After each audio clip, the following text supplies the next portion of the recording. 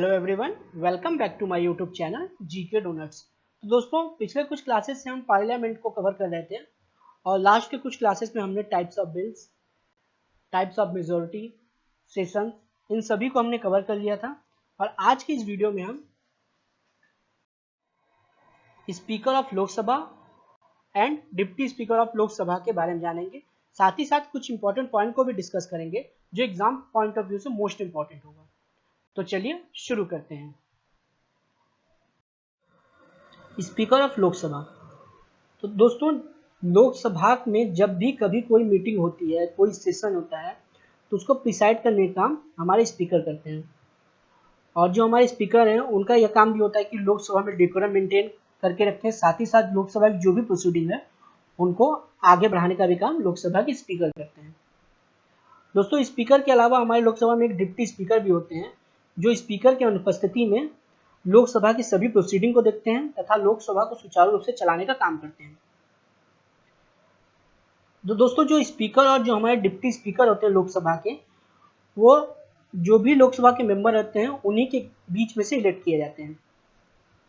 इसके अलावा दोस्तों, जो थर्ड पॉइंट है, ये मोस्ट इंपॉर्टेंट पॉइंट है, एग्जाम में कई बार पूछा गया है कि जो हमारे लोकसभा स्पीकर हैं वो अपना रेजिग्नेशन डिप्टी स्पीकर को सौंपते हैं, न कि प्रेसिडेंट को।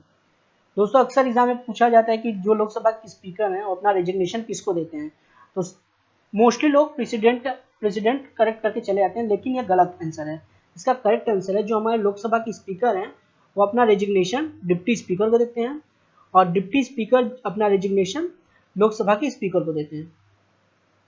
नेक्स्ट पॉइंट है does not vacate office on the dissolution of the Lok Sabha. तो दोस्तों, जो लोकसभा के स्पीकर हैं, जब लोकसभा डिसोल्यूट हो जाती है तब भी वो अपने ऑफिस को वेकेट नहीं करते हैं। तो वो अपनी ऑफिस कब वेकेट करते हैं? तो दोस्तों, जब न्यू इलेक्शन हो जाता है, एक या 2 मंथ बाद जब भी न्यू इलेक्शन हो जाता है और उसके जो भी मेंबर ऑफ पार्लियामेंट है लोकसभा के वो चुन के आ जाते हैं, उसके बाद ही जो लोकसभा के स्पीकर हैं वो अपने ऑफिस को वेकेट करते हैं।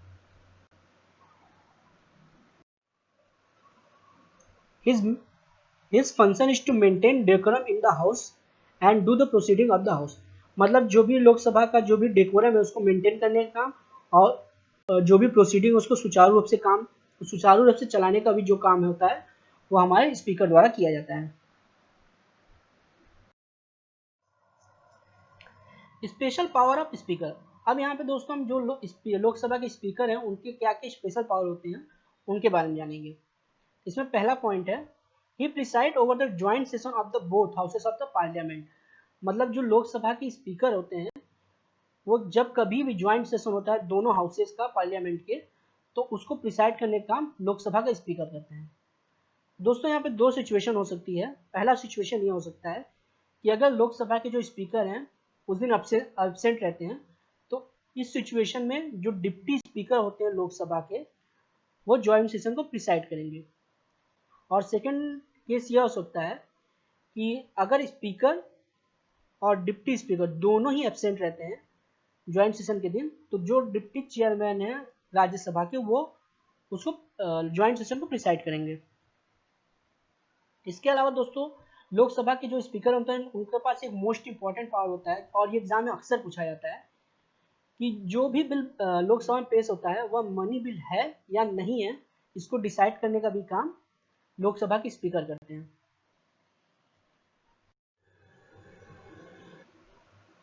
He has the right to vote a casting vote. तो दोस्तों, जब कोई बिल या मोशन लोकसभा में पेश होता है तो हमारे जो लोकसभा के स्पीकर होते हैं वो अपना वोट कास्ट नहीं करते हैं। तो किस सिचुएशन अपने वोट को कास्ट करते हैं? अगर सपोज कीजिए कोई बिल लोकसभा में पेश होता है और उसके फेवर में भी 100 वोट पड़े हैं और उसके अगेंस्ट में भी 100 वोट पड़े हैं, मतलब कि दोनों ही फेवर और अगेंस्ट दोनों में ही बराबर वोट पड़ते हैं, तो ऐसी सिचुएशन में हमारे जो लोकसभा के स्पीकर हैं अपना वोट देते हैं, जिसे हम कास्टिंग वोट के नाम से जानते हैं। और इनके वोट द्वारा ही डिसाइड होता है कि वह जो बिल लोकसभा में पेश हुआ है वो पास होगा या लोकसभा से पास नहीं होगा। नेक्स्ट पॉइंट है he appoint the chairman of the different parliamentary committee. तो दोस्तों, जो भी पार्लियामेंट की डिफरेंट कमेटी होती है उनके चेयरमैन का अपॉइंट करने का भी काम लोकसभा के स्पीकर द्वारा ही किया जाता है। What is protem speaker? तो दोस्तों जब लोकसभा का इलेक्शन कंप्लीट हो जाता है तो हमारे जो प्रेसिडेंट हैं वो एक प्रोटेम स्पीकर को अपॉइंट करते हैं, ताकि जो लोकसभा की पहली मीटिंग है और जो भी प्रोसीडिंग है उसको सुचारू रूप से स्टार्ट किया जा सके। तो प्रोटेम स्पीकर को अपॉइंट कौन करता है? तो इसका आंसर होगा हमारे प्रेसिडेंट जो है प्रोटेम स्पीकर को अपॉइंट करते हैं। तो और जो प्रोटेम स्पीकर और उनका क्या काम होता है, तो जो भी लोकसभा के मेंबर चुन के आए रहते हैं उनको ओथ दिलाने का भी काम प्रोटेम स्पीकर करते हैं। इसके अलावा जो हमारे लोकसभा के स्पीकर होते हैं और जो हमारे लोकसभा के डिप्टी स्पीकर होते हैं उनके इलेक्शन को भी कंडक्ट कराने का काम प्रोटेम स्पीकर करते हैं।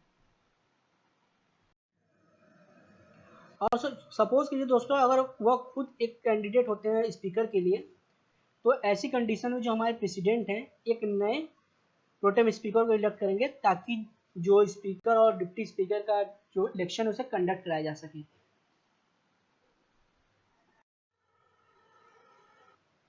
इंपॉर्टेंट पॉइंट, तो इसमें दोस्तों पहला है कि लोकसभा में जो बिल पेश होता है वह मनी बिल है या नहीं है, इसको डिसाइड करने का जो पावर है वो लोकसभा के स्पीकर के पास होती है। सेकेंड है, जब कभी भी ज्वाइंट सेशन होता है दोनों हाउसेस का, तो उसको प्रिसाइड करने का काम लोकसभा के स्पीकर करते हैं। अगर लोकसभा के स्पीकर उस दिन एब्सेंस रहते हैं तो उनकी जगह पर डिप्टी स्पीकर ऑफ लोकसभा उसको प्रिसाइड करते हैं। थर्ड पॉइंट है, जो लोकसभा के स्पीकर हैं वो अपना रेजिग्नेशन डिप्टी स्पीकर को देते हैं और डिप्टी स्पीकर अपना रेजिग्नेशन लोकसभा के स्पीकर को देते हैं। ये दोस्तों मोस्ट इंपॉर्टेंट पॉइंट है तीनों। इसके अलावा जो हमारे करंट लोकसभा स्पीकर हैं वह ओम बिरला जी हैं और हमारे फर्स्ट स्पीकर जो लोकसभा के थे वो जीवी मालव्यंकर जी थे और इन्हें फादर ऑफ लोकसभा भी कहते हैं। तो उम्मीद करता हूँ दोस्तों आपको ये वीडियो पसंद आई होगी। Thank you.